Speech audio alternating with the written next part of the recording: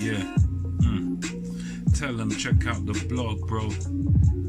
YouTube channel called MKO. It's pugilism, boxing algorithm. M stand for Marvin and Kevin's initials KO. Yeah. Go tell them check out the blog, bro. YouTube channel called MKO. Yes, ladies and gentlemen, MKO, pugilism, talking all things boxing, the YouTube boxing channel. Right now, I'm going to talk to you about something that happened recently, a few weeks ago. We had the ring return of Anthony Lines in the Camp Yard. And interesting thing to talk about. And, you know, he's a fighter that has been built in an interesting way. It's got kind of world title potential, you know, but he was built in an interesting way, I think, because the normal way you build a fighter is you bring them into the game, try and let them prove themselves at, you know, sort of English, British level, build their way up, prove themselves there, clear out the division domestically, and then you build them up to European level, and then obviously on from there to world level. But the way Yard was kind of built up was that he was kind of steered away from the British light heavyweights in his division, and they were just sort of talking as if they were above the British level, and they were seeing themselves as kind of, you know, nah, we're sort of world level, we're too big for these sort of British guys, we're too big for that level, we're on a level above.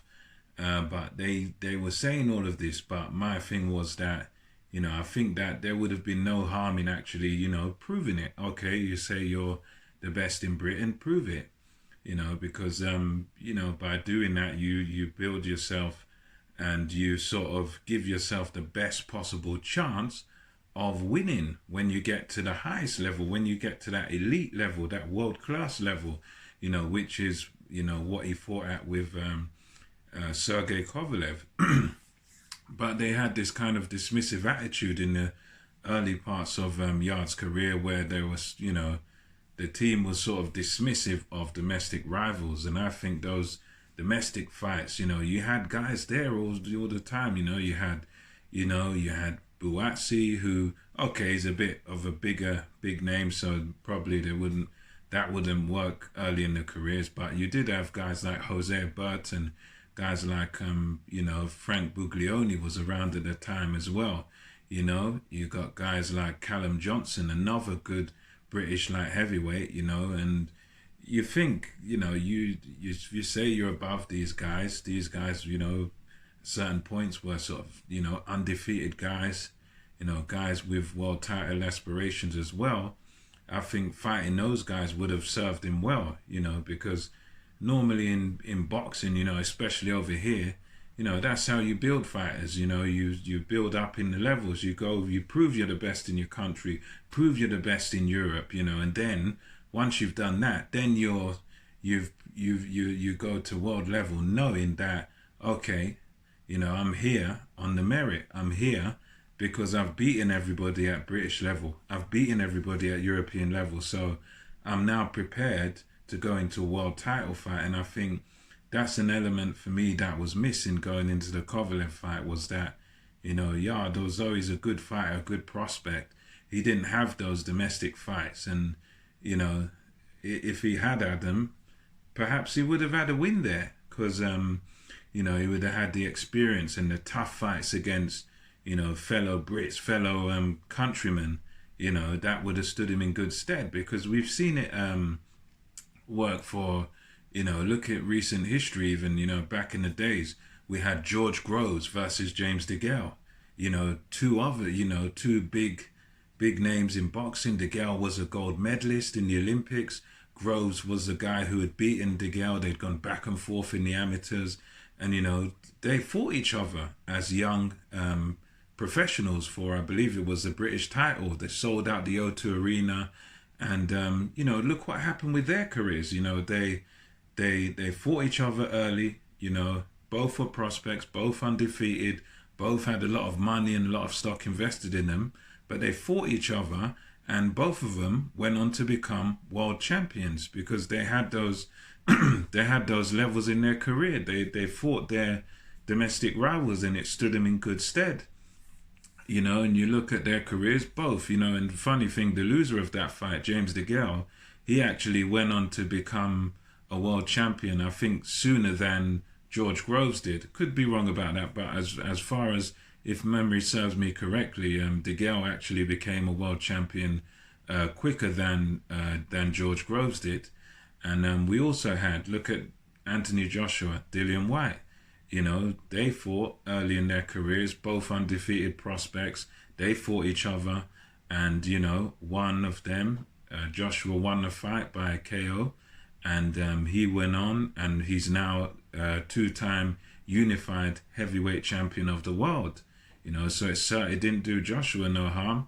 Dillian Whyte, look, he come out of it, and Dillian Whyte is now, fighting and headlining pay-per-view cards, in this country. So, fighting your domestic rivals and fighting those hard fights at the early stage of your career against guys like that, guys who are the same sort of level as you, does, serve you well. Because, those are just few examples. There's plenty of others out there where, you get, domestic rivals fight each other, both go on to do big things. And I think that would have served Anthony Yarde very well, in terms of going into world title fights, if he's actually, sort of proved he's the best by fighting all the best in the country and the best in Europe. And then when you fight the best in the world, you've proven yourself already and you're ready for it.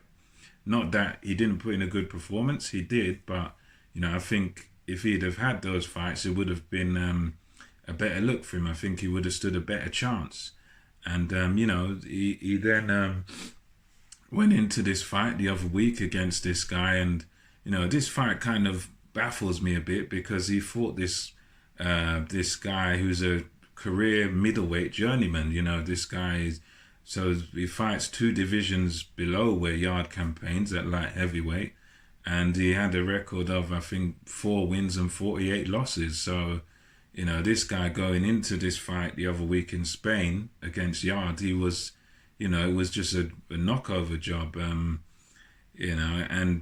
for me, that sort of knockover job doesn't really do you any good in your career, because the guy can't put up any resistance. For number one, he's too small, and number two, he's a journeyman, so he's not really, he's there to survive. He's not really there to win. So for me, I don't really see the logic in fighting him. I mean, from what I read about it, this was a fight where he just needed to get a quick win in order to make himself eligible to fight for a WBO eliminator. So the WBO doesn't allow you to fight in one of their eliminators if you have your last fight was a loss. The last result was a loss. So he fought this guy to get a quick win. But I think even still, it's still a bit odd, because I would, kind of expect more from the WBO, that,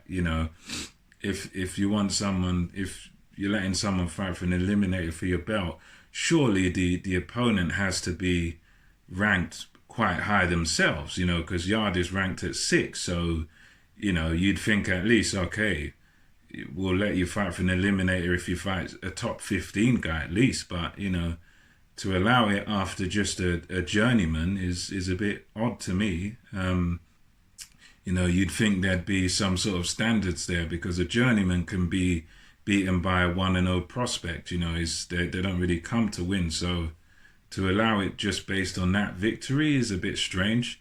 I think maybe they might be basing it on Yarde's Kovalev performance or whatever. I don't know, but somehow I think they're going to allow him to fight for the eliminator, but it's not confirmed yet. So we shall see.